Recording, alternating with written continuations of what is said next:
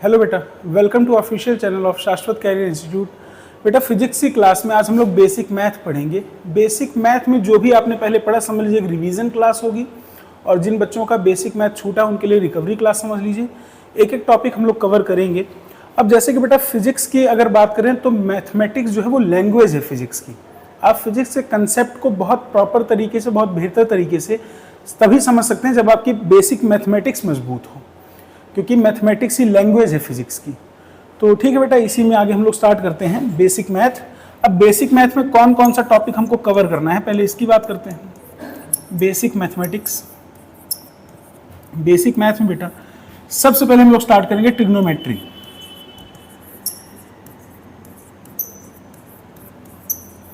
पहला टॉपिक हम लोग पढ़ेंगे ट्रिग्नोमेट्री, फिर उसके बाद स्टार्ट करेंगे कोऑर्डिनेट ज्योमेट्री। Coordinate geometry. इन दो टॉपिक्स को पढ़ने के बाद हम लोग स्टार्ट करेंगे ग्राफ थ्योरी। ग्राफ थ्योरी में बेटा हम लोग ग्राफ के बारे में पढ़ेंगे, कौन से ग्राफ कैसे बनाए जाएंगे, जो भी फिजिक्स में यूज होते हैं आपके ग्राफ, वो सारे ग्राफ देखेंगे, ग्राफ थ्योरी। फिर इसके बाद बेटा होगा कैलकुलस। कैलकुलस को हम लोग दो पार्ट में डिवाइड करेंगे, एक डिफरेंशियल कैलकुलस और एक इंटीग्रल कैलकुलस। और सबसे लास्ट में कुछ मिसलिनियस टॉपिक होते हैं बेटा। मिसलिनियस का मतलब ये कि जैसे लॉग हुआ, है ना, बायनोमियल अप्रोक्सीमेशन हुआ, प्रोग्रेशंस हुई, अर्थमेटिक प्रोग्रेशन, ज्योमेट्रिक प्रोग्रेशन, ये सारी चीजें हम लोग मिसलिनियस में कवर करेंगे लास्ट में। मान के चलिए लगभग ये 4-5 टॉपिक जो भी हुए आपके, यही पढ़ना है हम लोगों को, जिसमें से आज हम स्टार्ट करेंगे ट्रिग्नोमेट्री। क्योंकि बेटा बिना ट्रिग्नोमेट्री के आप कोऑर्डिनेट ज्योमेट्री नहीं समझ पाएंगे। कोऑर्डिनेट ज्योमेट्री में हर जगह पर आपको tan थीटा की जरूरत पड़ेगी, sin थीटा कर्व मतलब ड्रॉ करने के लिए। तो इसीलिए हम लोग स्टार्ट करेंगे आज ट्रिग्नोमेट्री। चलिए बेटा स्टार्ट करते हैं ट्रिग्नोमेट्री।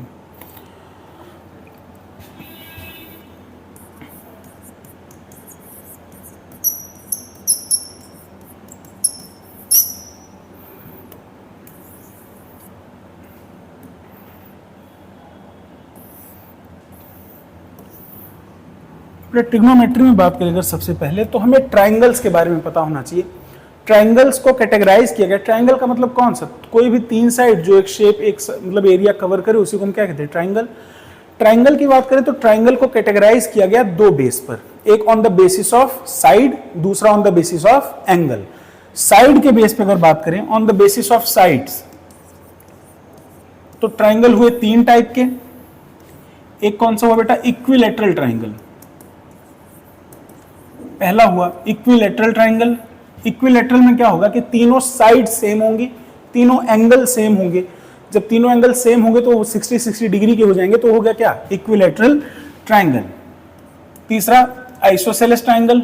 आइसोसेलेस ट्राइंगल में क्या होगा, 2 साइड्स इक्वल होंगी बेटा, 2 साइड और उनके करेस्पॉन्डिंग एंगल इक्वल होंगे। तीसरे की बात करें स्केलिन ट्राइंगल, तो स्केलिन ट्राइंगल में ना कोई साइड इक्वल होगी, ना ही कोई एंगल सेम होगा। जैसे आप समझिए कि अगर ये एक ट्राइंगल है, ये ट्राइंगल की ये साइड है A, ये साइड B और ये साइड C, इसके करेस्पॉन्डिंग एंगल मैंने ले लिया A, B के करेस्पॉन्डिंग एंगल B और C के करेस्पॉन्डिंग C। अगर ये तीनों साइड और तीनों एंगल सेम हैं तो उसको हम क्या कहेंगे, इक्विलैटरल ट्राइंगल। मतलब angle A is equal to angle B is equal angle C, और साइड भी क्या होंगी, A is equal B is equal C। तो ये कौन सा ट्राइंगल बना बेटा, equilateral triangle.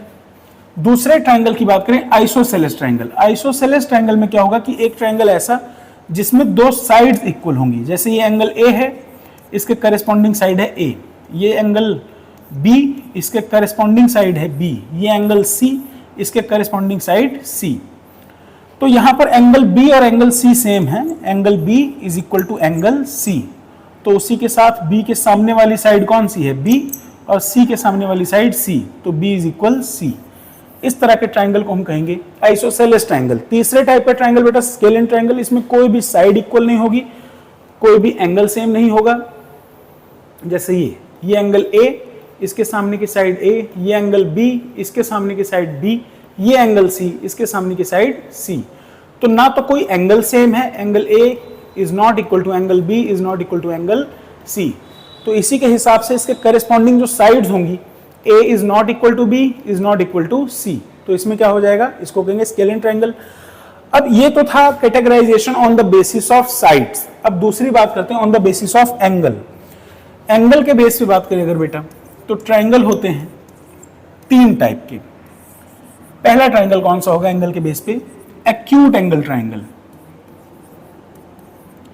Acute angle triangle, acute angle triangle का मतलब क्या, जैसे ट्रायंगल के सभी एंगल्स का सम जो होता है वो 180 डिग्री होता है।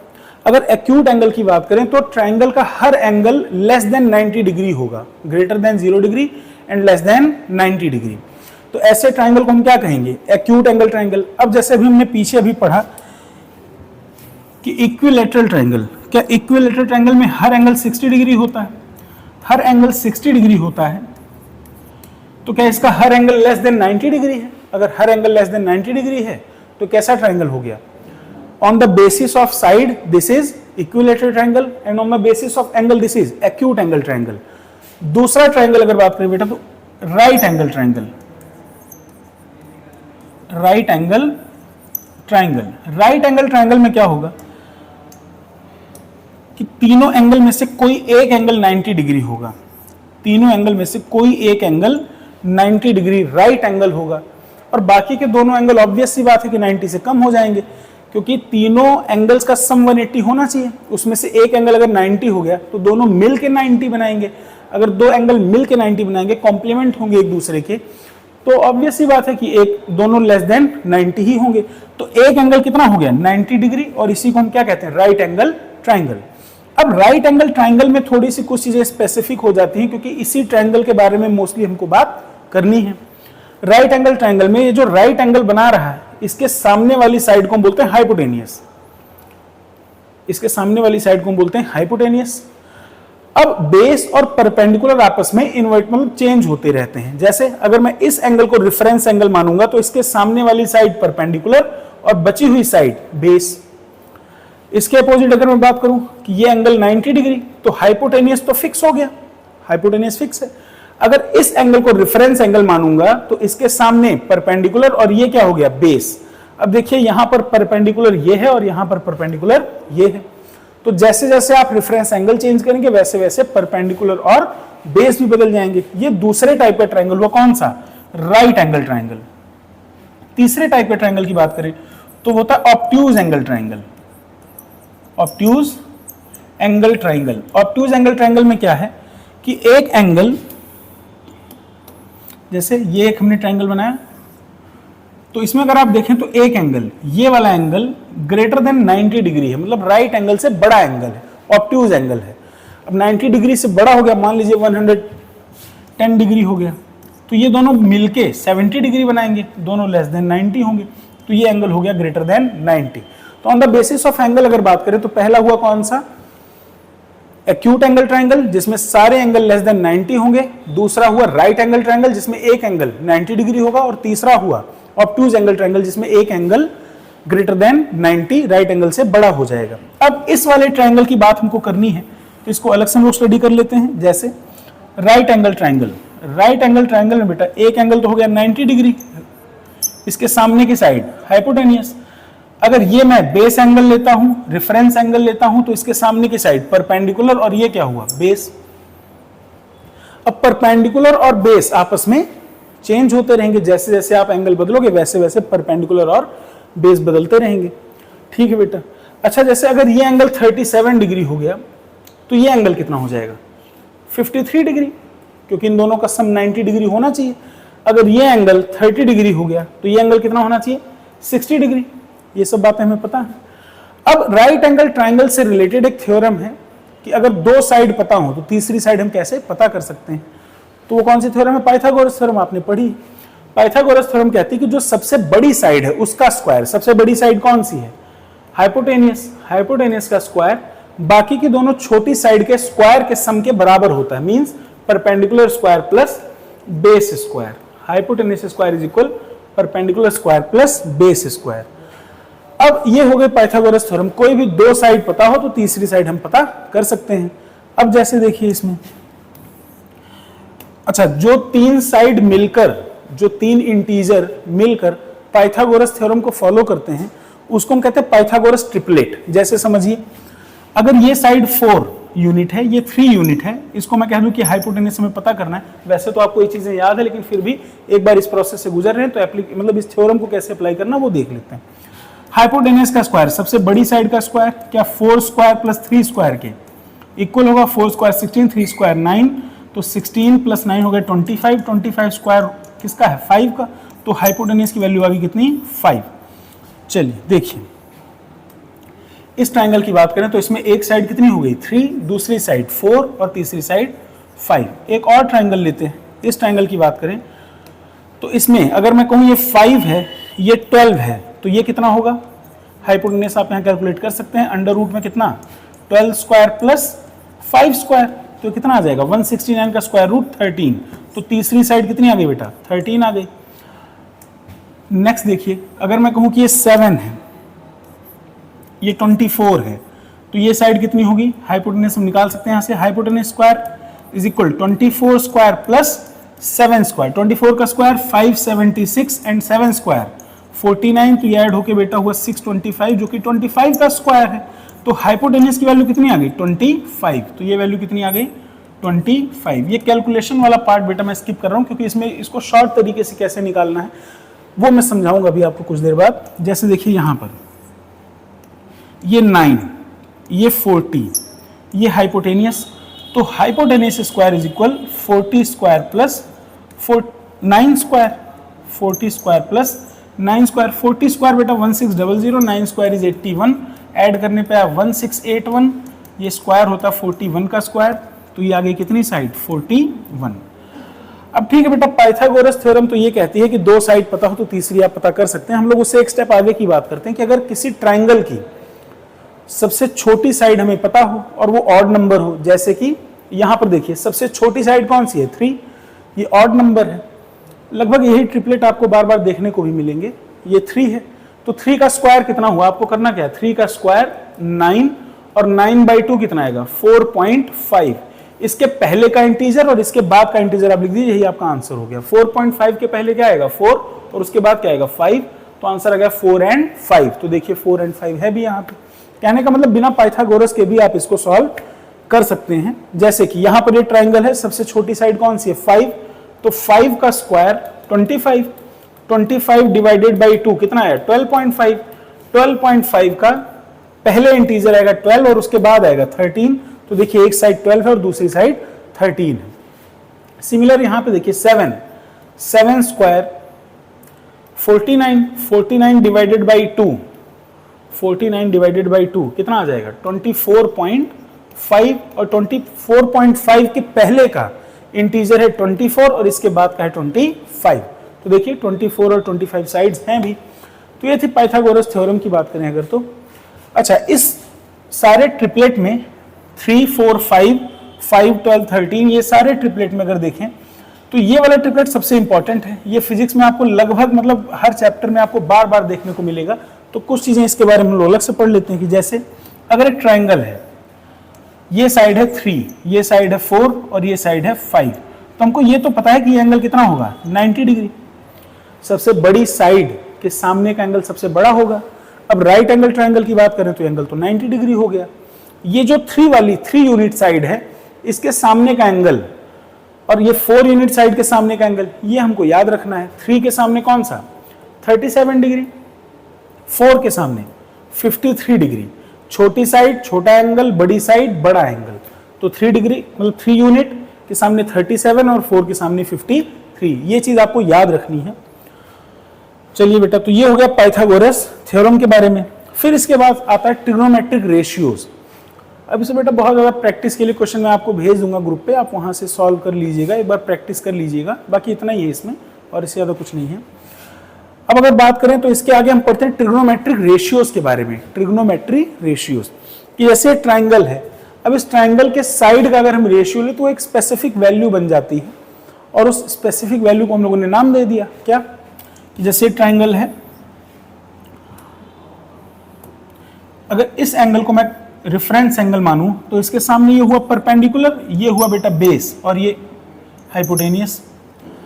अब यहां पे अगर मैं एक और परपेंडिकुलर खींच दूं तो क्या इसमें तीनों साइड अलग अलग होंगी क्या, ये परपेंडिकुलर, ये बेस और ये हाइपोटेनियस। यहां पे परपेंडिकुलर खींच दूं तो ये बेस और ये हाइपोटेनियस।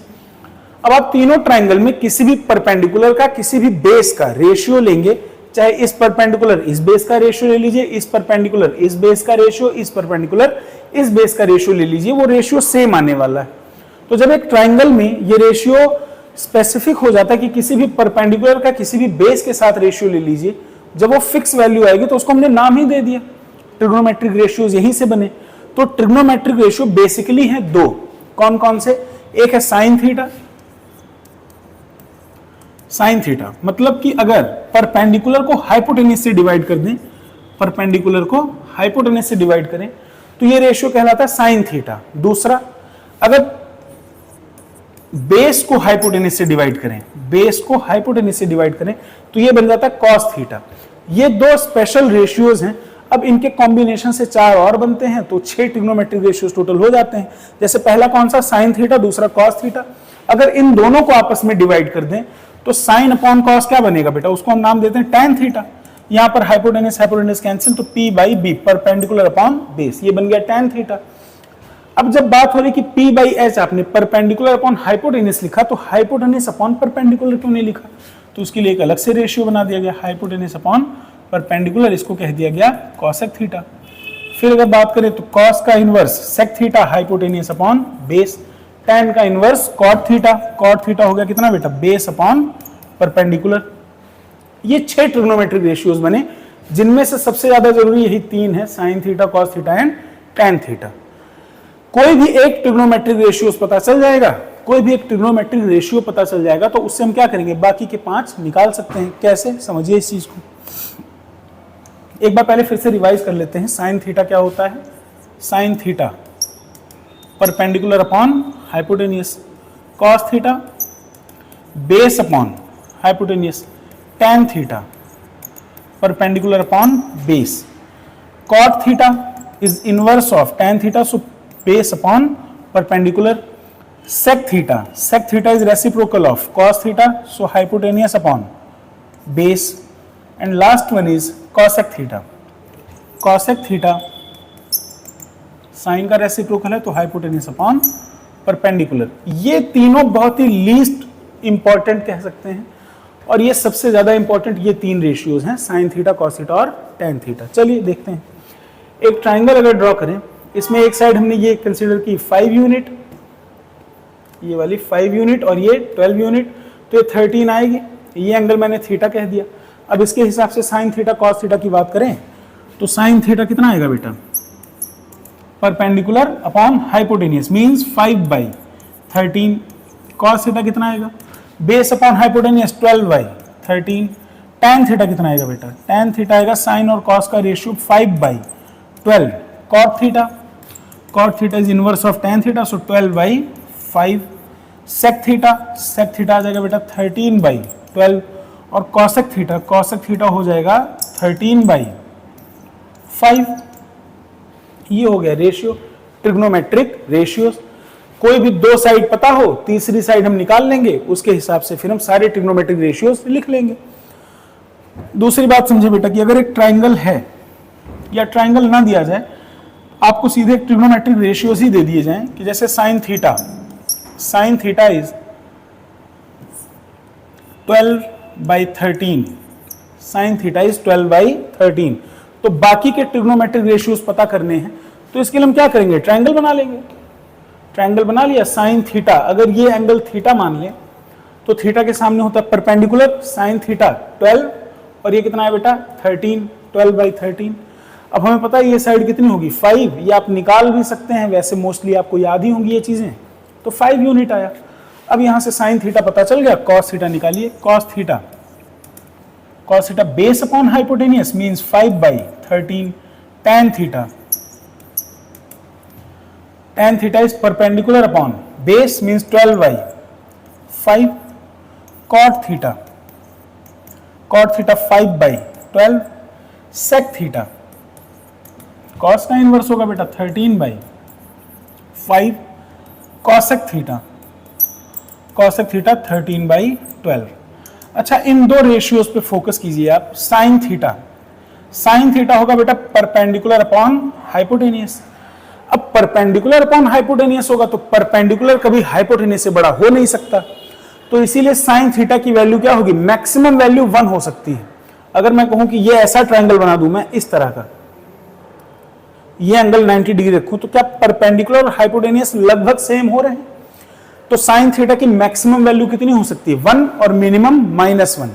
अच्छा एक बात और बताऊं बेटा कि साइन थीटा जो आप कहते हैं परपेंडिकुलर अपॉन हाइपोटेनियस, ये सब अधूरी बातें हैं। वास्तविकता में ट्रिग्नोमेट्रिक रेशियो सर्कुलर फंक्शन है, सर्कुलर फंक्शन, बात करेंगे आगे उसकी। तो यहां पे अगर बात करें साइन थीटा की मैक्सिमम वैल्यू कितनी हुई, maximum value is +1 and minimum value is -1। ये साइन थीटा की मैक्सिमम और minimum value. Similarly cos theta, cos theta में देखिए बेस अपॉन हाइपोटेनियस, बेस भी कभी हाइपोटेनियस से बड़ा नहीं हो सकता, तो बेस की वैल्यू मतलब बेस अपॉन हाइपोटेनियस मैक्सिमम कितना बनाएगा, ये भी +1 और मिनिमम होगा बेटा इसका -1। तो ये हो गया साइन और कॉस। ठीक है बेटा। अब नेक्स्ट अगर बातचीत करें, यहां तक की बातें समझ में आई होंगी कि कैसे एक ट्रिग्नोमेट्रिक रेशियो से हम बाकी के सारे निकाल सकते हैं। नेक्स्ट बातचीत करें बेटा, तो एक चीज समझिए कि जैसे क्वाड्रेंट सिस्टम की बात करें, कोऑर्डिनेट में ये क्वाड्रेंट है, ये कौन सा क्वाड्रेंट है बेटा, ये फर्स्ट क्वाड्रेंट, ये सेकंड, ये थर्ड और ये वाला क्वाड्रेंट है फोर्थ क्वाड्रेंट। क्योंकि एंगल हम लोग एंटी क्लॉकवाइज कंसीडर कर रहे हैं। जैसे अगर ये एक रेफरेंस लाइन है और इसके साथ दूसरी रेफरेंस लाइन इस तरह से है, तो इन दोनों के बीच का एंगल कितना है, 0 डिग्री।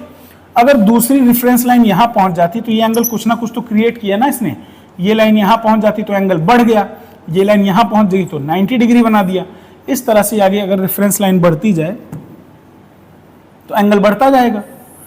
तो बेटा अगर देखें 0 से 90 के एंगल मतलब थीटा जो है less than equal to 90, less than greater than equal to 0, क्या ये फर्स्ट क्वाड्रेंट में आएगा, या मैं कह सकता हूं कि 90 से छोटे एंगल क्या इसमें आएंगे?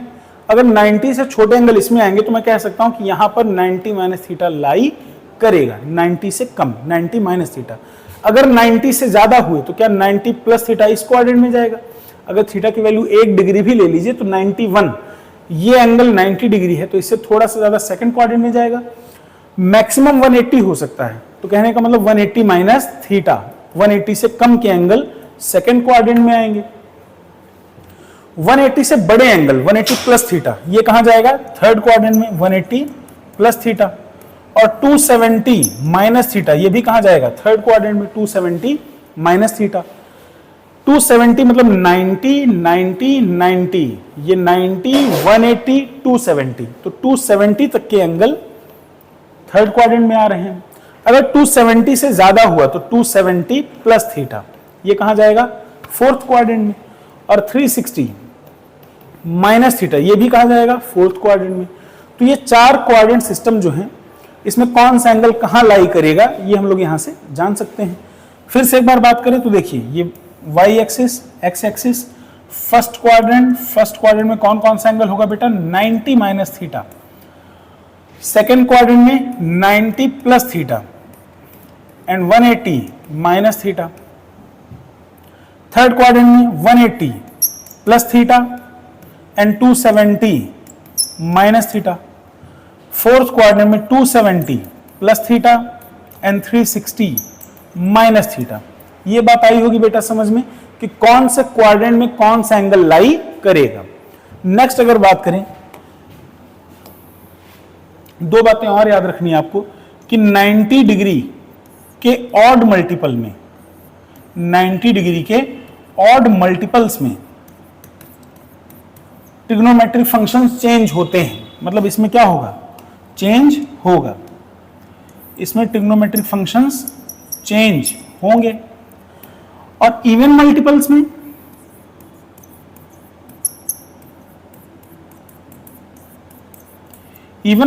में नो चेंज। इसका मतलब क्या हुआ वो भी समझते हैं अभी कि 90 का इवन मल्टीपल क्या हुआ, सॉरी ऑड मल्टीपल क्या हुआ, 90, फिर उसके बाद 270, फिर उसके बाद 540, इन सब में चेंज होगा। हालांकि हमें सिर्फ यहीं तक याद रखना है। और 90 का ऑड मल्टीपल, इवन मल्टीपल 180, 360, इसमें नो चेंज। तो अगर बात करें कि 90 पे चेंज होगा कि नहीं होगा, 90 पे चेंज, कौन चेंज होगा, किसमें चेंज होगा, वो बात की बात है। पहले हमें याद रखना है कि कौन मतलब कि कब चेंज होगा और कब चेंज नहीं होगा। 180 में चेंज होगा, नो चेंज।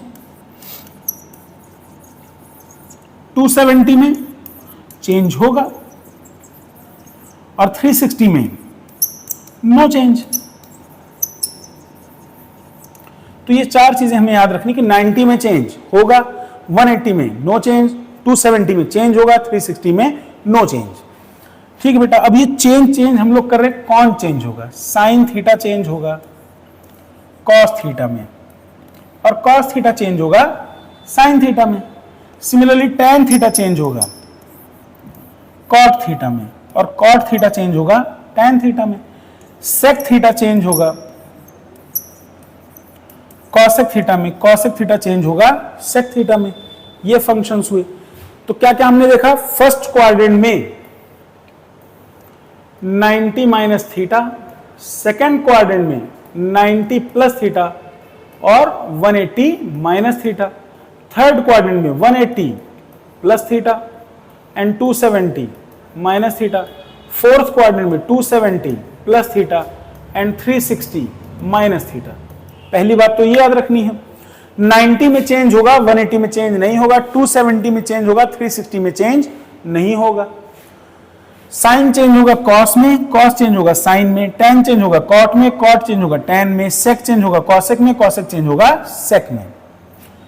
अब एक बात और समझिए कि जैसे क्वाड्रेंट सिस्टम में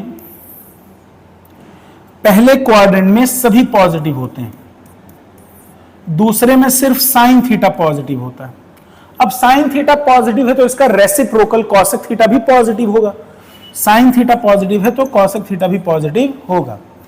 थर्ड क्वाड्रेंट में बेटा टैन थीटा पॉजिटिव होता है तो उसका रेसिप्रोकल कॉट थीटा भी पॉजिटिव होगा। बचा कौन? Cos theta. तो यहां पर कॉस थीटा और उसका रेसिप्रोकल सेक थीटा पॉजिटिव होंगे। ये बात आई होगी बेटा समझ में। इन सब का रीजन हम लोग क्लास में देख चुके हैं कि कौन क्यों पॉजिटिव होता है। जैसे अगर यहां पे बात करें, एक ट्राइंगल हम बनाएं, ये एंगल थीटा, तो बेटा साइन थीटा अगर मैं बात करूं तो साइन थीटा क्या होगा? Perpendicular upon hypotenuse. हाइपोटेनियस दो स्क्वायर का सम है तो वो तो पॉजिटिव ही होगा, और परपेंडिकुलर पॉजिटिव है, इसीलिए साइन थीटा क्या है? पॉजिटिव। कॉस थीटा की बात करें तो cos theta base upon hypotenuse, तो क्या बेस निगेटिव है? बेटा एक्स एक्सिस का पॉजिटिव साइड और ये निगेटिव साइड, तो एक्स में निगेटिव साइड में इसका बेस है तो कॉस थीटा क्या हो गया? Negative. Sine positive cos negative, दोनों का रेशियो लोगे या टैन थीटा लिखोगे तो perpendicular upon base, perpendicular positive and base is negative, तो परपेंडिकुलर अपॉन बेस निगेटिव हो जाएगा। यहां तक की बात बेटा समझ में आई होगी आपको। अब इन सब का एप्लीकेशन क्या है, कहां यूज करना है वो समझते हैं। जैसे अगर मैं कहूं कि साइन 90 प्लस थीटा, इसका फंक्शन आएगा कितना, मतलब आगे कितना आएगा इसमें, तो आपको दो तीन चीजें ध्यान देनी। पहली चीज 90 प्लस 90 में चेंज होगा कि नहीं होगा? होगा, 90 में चेंज होगा। तो 90 में चेंज होगा तो साइन चेंज होगा किसमें बेटा? Cos theta. मैं एक बार फिर से बता दूं, 90 में change, 180 no change, 270 change and 360 no change. ये दोनों हैं ऑड मल्टीपल, ये दोनों हैं इवन मल्टीपल। 90 में चेंज होगा, साइन चेंज हुआ कॉस में। अब 90 प्लस थीटा किस क्वाड्रेंट में है? 90 प्लस थीटा सेकंड क्वाड्रेंट में है ना। 90 minus theta 90 plus theta, second quadrant में साइन प्लस होता है तो ये साइन का फंक्शन था भी, तो क्या आ जाएगा? Cos theta. और देखते हैं, जैसे अगर मैं कहूं कॉस 90 माइनस थीटा, पहली चीज 90 में चेंज होगा, हाँ होगा। किसमें चेंज होगा? Cos theta, sorry sine theta में कॉस चेंज होगा साइन में। 90 माइनस थीटा कौन सा quadrant? First quadrant. First quadrant में तो सभी पॉजिटिव होते हैं तो ये भी क्या होगा? पॉजिटिव ही होगा। अब अगर बात करें टैन 180 प्लस थीटा, तो पहले हमें सोचना है 180 में चेंज होगा कि नहीं होगा। 180 में चेंज नहीं होगा। क्यों? इवन मल्टीपल ऑफ 90 डिग्री, तो ये हो गया कितना, tan थीटा ही रहेगा। अब 180 प्लस थीटा किस क्वाड्रेंट में जा रहा है, 180 प्लस थीटा किस क्वाड्रेंट में जा रहा है, थर्ड क्वाड्रेंट में, और थर्ड में tan क्या होता है, प्लस, तो इसीलिए क्या रहेगा, प्लस ही रहेगा। चलिए बेटा और देखते हैं, cosec 270 plus theta, 270 plus theta, 270 में चेंज होगा, 90 में होता है, 180 में नहीं होता है, 270 में होगा। और कॉसेक चेंज होगा किसमें, सेक थीटा में। ठीक है बेटा, 270 प्लस थीटा अगर देखें तो 90 प्लस थीटा, ये 180 minus theta, 270 minus theta, 270 plus theta is fourth quadrant.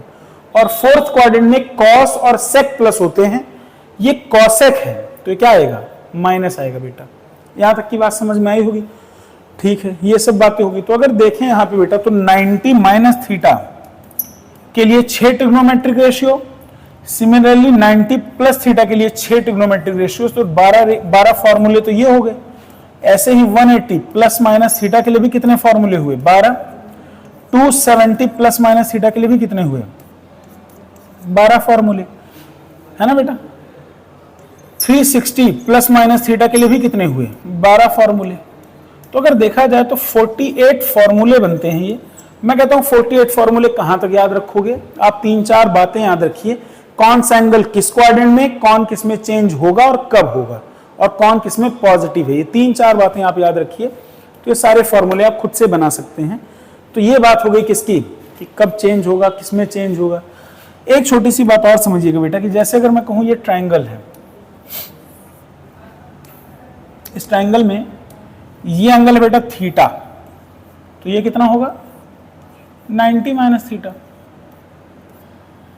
अगर इस साइड को मैं x कहूं तो ये साइड कितनी, y, और इस साइड को मैं क्या कह दूं, z। तो यहां से बताइए बेटा साइन थीटा कितना होगा, साइन थीटा होगा perpendicular upon hypotenuse, means y by z। Cos theta कितना होगा बेटा, cos theta base upon hypotenuse, base कितना x, हाइपोटेनियस z, तो x by z। tan theta perpendicular upon base, y by x। ठीक है बेटा, cot theta कितना होगा, cot तो सर हमको पता है, इसी का रेसिप्रोकल होता है, x बाई y हो जाएगा। ठीक है, अब अगर मैं दूसरे साइड बात करूं कि 90 माइनस थीटा के करेस्पॉन्डिंग बात कीजिए, 90 माइनस थीटा के करेस्पॉन्डिंग, मतलब इस एंगल को आप रेफरेंस मानिए, तो बताइए साइन 90 माइनस थीटा कितना होगा, यहीं पे लिख लेते हैं बेटा, साइन 90 माइनस थीटा क्या होगा, साइन का फॉर्मूला होता है परपेंडिकुलर अपॉन हाइपोटेनियस। अगर ये 90 माइनस थीटा है तो इसके सामने परपेंडिकुलर x, और हाइपोटेनियस तो बेटा किसी भी कंडीशन में चेंज नहीं होता, तो x बाई z। दूसरा cos 90 minus theta, cos 90 minus theta, तो cos 90 माइनस थीटा आपने लिया है, ये हुआ परपेंडिकुलर, तो बचा ये बेस, ये हुआ y, तो base upon hypotenuse means y by z। दूसरा बेटा tan 90 minus theta, tan 90 minus theta, tan होता है परपेंडिकुलर अपॉन बेस। अब 90 माइनस थीटा आपने कंसीडर किया तो ये हो गया परपेंडिकुलर और ये हुआ बेस, तो x बाई y। यहां से बताइए cot 90 माइनस थीटा, tan का उल्टा होगा, y बाई x हो जाएगा।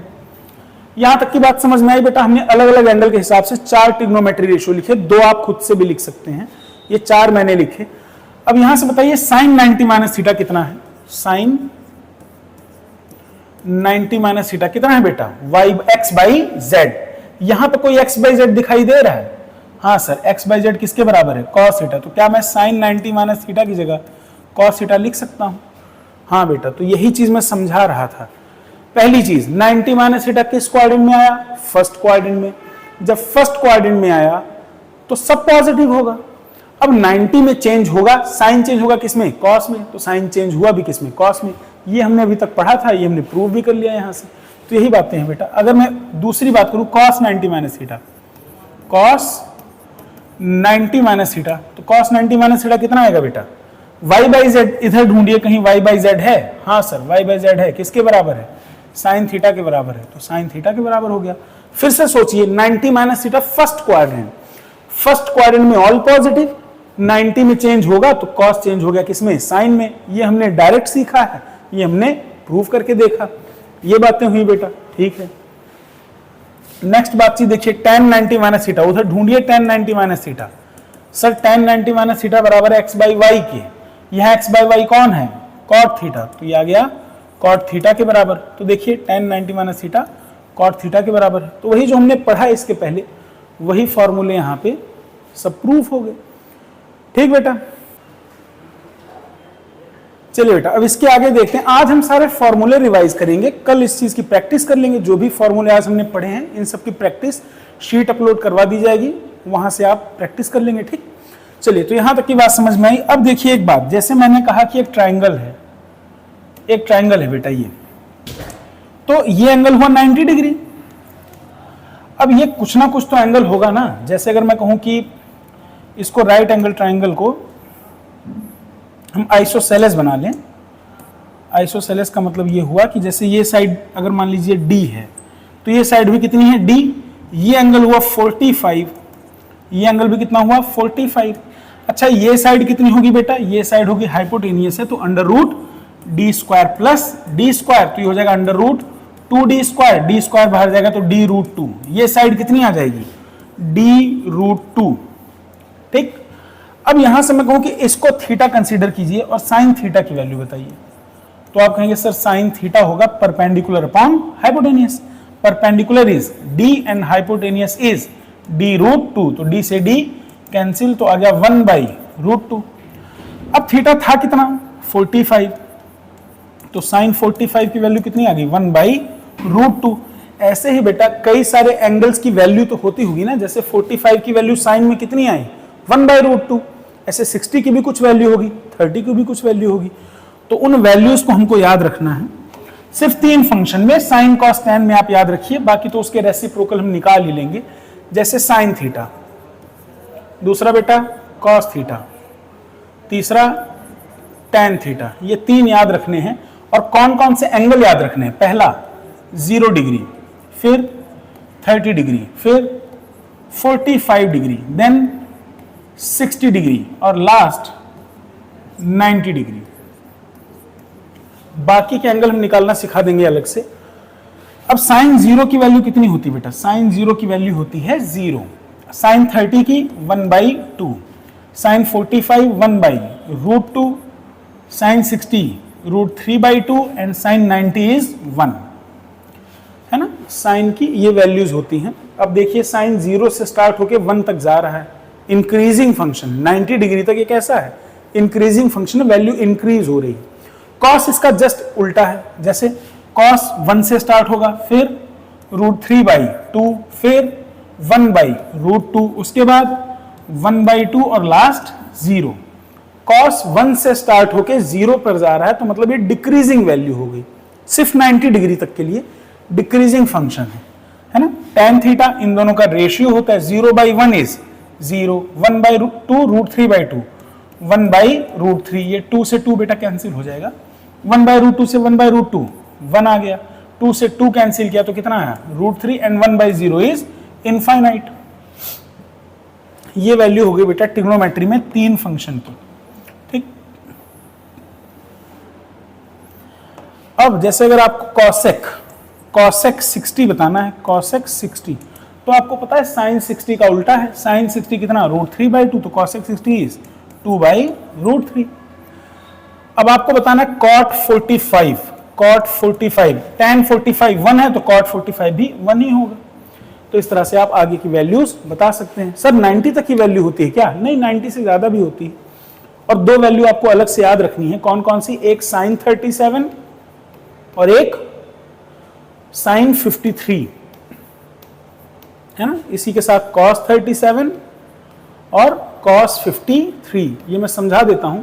जैसे ट्राइंगल है बेटा, ये साइड 3, ये साइड 4 और ये साइड 5, तो ये एंगल कितना होगा, 4 के सामने है तो 53 डिग्री, हमने शुरू में बात की थी। अब बताइए साइन 53 क्या होगा, परपेंडिकुलर अपॉन हाइपोटेनियस, तो मतलब 4/5, cos 53 बेस अपॉन हाइपोटेनियस, तो मतलब 3/5, सिमिलरली साइन 37 की बात करें, साइन 37 चाहे उसी ट्रायंगल में देख लीजिए चाहे अलग से बना लीजिए। ये 37 तो ये हो गया 3, ये 53 तो ये हुआ 4 और ये 5। साइन 37 बेटा साइन 37 होगा perpendicular upon hypotenuse, perpendicular is 3, hypotenuse is 5 तो 3/5। कॉस 37 होगा base upon hypotenuse, base is 4, hypotenuse is 5 तो साइन 37 3/5, कॉस 37 4/5। अब एक समय के बाद आप कंफ्यूज होंगे कि साइन 37 3/5 था कि साइन 53 3/5 था, ये कंफ्यूजन होती है बेटा। साइन 37 तो 3/5 ऐसे याद रखने हैं, याद रखने का एक तरीका है ये। तो 3/5 ये हो गया तो बचा हुआ क्या हुआ 4/5। अब cos 37 कितना होगा, cos 37 हो जाएगा 4/5 और cos 53 हो जाएगा cos 53 3/5। ये तीन वैल्यूज आपको याद, मतलब 4 वैल्यूज क्या, इसमें 2 ही मेन है, साइन 37 साइन 53, बाकी तो हम आगे निकाल लेंगे। यहां से बताइए tan 37 कितना आएगा, tan 37 बेटा डिवाइड करोगे 5 से 5 कैंसिल तो 3/4, यहां पर अगर 5 से 5 कैंसिल तो 4/3, तो देखिए tan थीटा भी आ गया। अब जैसे सर 90 से बड़े एंगल कैसे पता करेंगे, जैसे 120 पता करना है, साइन 120 डिग्री ये कैसे मिलेगा, इसका आंसर कैसे निकालें। 2 तरीके हैं बेटा, दोनों तरीके देखिए। साइन 120 पहला तो बेटा आप प्रोसीड करें किससे, साइन 90 + 30, क्या साइन 90 + 30 120 हो जाएगा, हो जाएगा। अब 90 में चेंज होता है तो हो जाएगा cos 30, 90 + थीटा सेकंड क्वाड्रेंट में है, सेकंड क्वाड्रेंट में साइन पॉजिटिव होता है तो पॉजिटिव ही रहेगा। cos 30 की वैल्यू होगी बेटा √3/2, तो साइन 120 की वैल्यू कितनी आई √3/2। दूसरा तरीका यहां से देखिए, साइन 120, क्या साइन 120 को हम साइन 180 - 60 लिख सकते हैं कि नहीं, हाँ बेटा 180 में से 60 माइनस करोगे तो 120 ही आएगा। अब 180 में नो चेंज, 90 का इवन मल्टीपल तो साइन 60 ही रहेगा। 180 - 60 सेकंड क्वाड्रेंट, 120 सेकंड क्वाड्रेंट में आएगा ना, 90 से ज्यादा, तो सेकंड क्वाड्रेंट में साइन प्लस होता तो प्लस रहने दीजिए, साइन 60 की वैल्यू √3/2, तो देखिए √3/2 दोनों तरह से आई। एक और एग्जांपल समझिए कि जैसे अगर हम बात करूं कि साइन या cos 120 की वैल्यू बताइए, cos 120, तो बेटा cos 120 दो तरीके से आप जा सकते हैं। पहला cos 90 + 30, दूसरा cos 180 - 60। बेटा 90 में चेंज होता है तो cos चेंज हो जाएगा किसमें, साइन में, तो साइन 30। अब 90 + 30 बेटा 90 तो यहां तक हुआ, 90 + 30 सेकंड क्वाड्रेंट में जाएगा, सेकंड क्वाड्रेंट में सिर्फ साइन प्लस होता है, साइन प्लस होता है तो ये तो cos है बेटा, cos, तो cos क्या हो जाएगा माइनस, तो माइनस साइन 30, माइनस साइन 30 की वैल्यू 1/2 तो -1/2। इधर से अगर प्रोसीड करें तो 180 में नो चेंज तो cos 60 ही रहेगा। 180 - थीटा सेकंड क्वाड्रेंट, सेकंड में साइन प्लस होता है, cos माइनस होगा। अब cos 60 की वैल्यू 1/2 होती है तो -1/2, चाहे जिससे निकालें, ऊपर से चाहे नीचे वाले फॉर्मूले से, दोनों से आंसर सेम आ रहा है। तो ये हो गया बेटा ट्रिग्नोमेट्री में मेजर सेक्शन ये था। अब जो बचा हुआ पोर्शन है वो हम लोग नेक्स्ट वीडियो में कवर करेंगे, और ये 2 वीडियो ट्रिग्नोमेट्री के लगभग सारे कंसेप्ट हम कवर कर लेंगे। एक वीडियो बेटा प्रैक्टिस सेशन होगा जिसमें हम लोग प्रैक्टिस करेंगे, शीट में अपलोड करवा दूंगा, है ना, और प्रैक्टिस इसके बाद हम लोग करेंगे। तो मान के चलिए लगभग 3 टॉपिक में आपका बेसिक ट्रिग्नोमेट्री जो है, जो आपके लेवल की बातचीत है, वो खत्म हो जाएगा। फिर ग्राफ वगैरह तो ग्राफ थ्योरी में हम लोग पढ़ेंगे। तो यहां तक की बातें बेटा समझ में आई होंगी। अब नेक्स्ट वीडियो में हम लोग जो बचे हुए कंसेप्ट है ट्रिग्नोमेट्री के वो कवर करेंगे, और उसके बाद एक वीडियो मैंने आपसे बताया कि लगभग मान के चलिए 1 घंटे का प्रैक्टिस सेशन होगा पूरा, तो उसको हम लोग नेक्स्ट वीडियो में फिर बातचीत करेंगे। ठीक है बेटा, पढ़िए, और बाकी की नेक्स्ट क्लास आपकी मिल जाएगी अभी।